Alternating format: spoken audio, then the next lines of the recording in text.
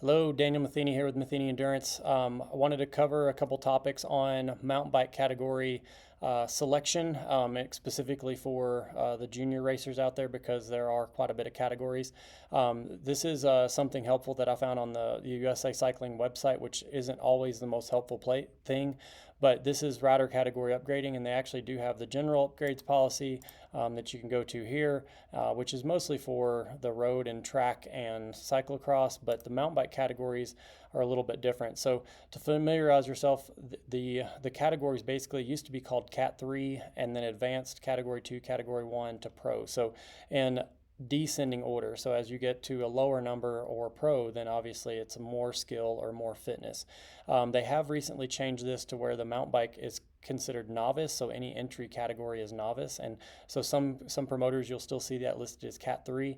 And one thing about mountain bike categories currently, they are all self-selected. So if I was a brand new mountain biker, I could choose to race novice, I could choose to race category 2, I could choose to race category 1.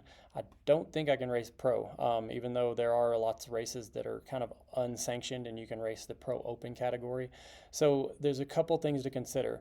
These are usually associated too with the distance and the difficulty depending on what type of an event it is. So typically as novice or category 3 racers, that's the shortest distance. Usually it's a single lap cross country race or somewhere between like 8 and 10 miles. Category 2 can sometimes be the same. It's just a little bit more challenging depending on how long the course is offered, but sometimes they'll offer a 2-lap race instead of a 1-lap. And then same thing as you go up in Category 1. Category 1 and Pro are often the same except for at some of the higher level events where you have to have a specific pro license to compete in that. So given that it's the distance can be the deciding factor between these different categories, there's also a certain skill and proficiency level. So say if you're at a local or regional, say smaller regional level event, then these categories, they may actually kind of mash them together. They may be a 2-3 race and a 1-2 race and then a pro 1 race or a pro separate race. So sometimes you'll see them kind of sandwiched together where you have the option to choose either or, and some of those actually offer like a novice 2 and also a separate 2/1. So if you're a 2, then you get the opportunity to kind of race up or race down. That's not always the case, which all of these combinations make it somewhat confusing. And what the promoters are trying to do is basically have an appropriate field size that works for the most people.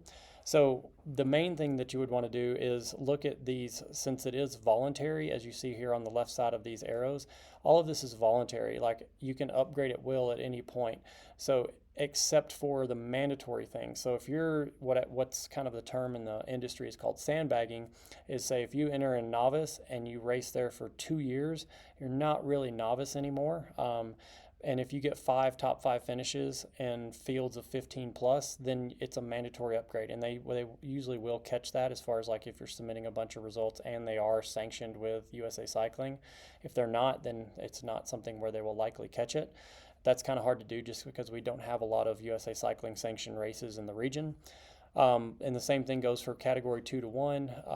And then as far as trying to get your pro upgrade, then you have to have kind of a certain age group finish and top 3. And at nationals, it gives you an automatic request to be bumped up to the pro field. So one of the other questions that I see is, this is one of the Soldier Hollow Bike Festival that's happening this year and has happened in the past. Is as we look at the schedule, especially here, there's junior men Cat 2, junior women Cat 2, junior men and women Cat 3, and then there's the junior men Cat 2-3, which this is a younger category, so you can see that those are mashed up there together. And then when it starts getting confusing, you have age groups here as Cat 1, and then you have a Cat 2-3 junior women, 15-16. So you get into these age groups where there's quite a bit of choices, and then you go all the way down here where there's even a UCI junior. And so this is kind of what's considered, it used to be called junior expert, or almost like the pro or advancing level juniors. This is a delineation only at UCI registered races, and this is for scoring points to kind of get you better seating or better start call-ups in other UCI races.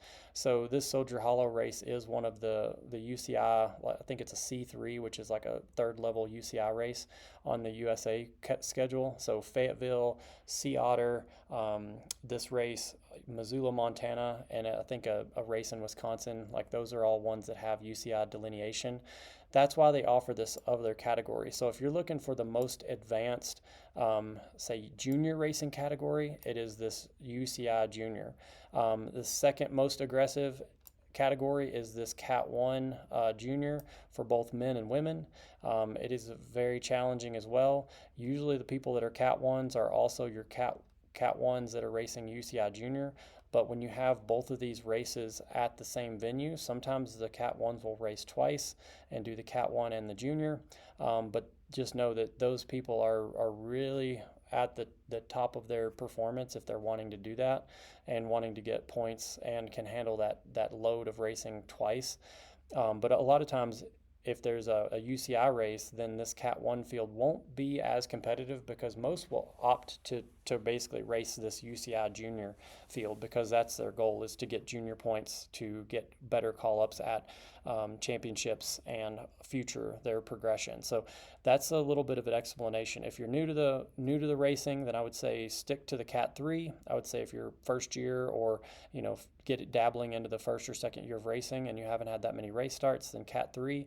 If you feel like you've built up your training volume, you have really good ability and you want to go towards the longer race, then sometimes the Cat 2 race is a good middle. But stepping up to the Cat 1 race, that is what is considered kind of like the junior expert. You've proven fitness proficiency, you've proven skill proficiency. That's where those are at. And those level racers, the Cat 1 juniors, can usually be competitive racing up into, or at least the top performers in those categories can usually be proficient in racing the adult categories as well. So very competitive in the Cat 1 field. So that gives you a little rundown of categories, and hopefully that helps with delineating when you register for your next race.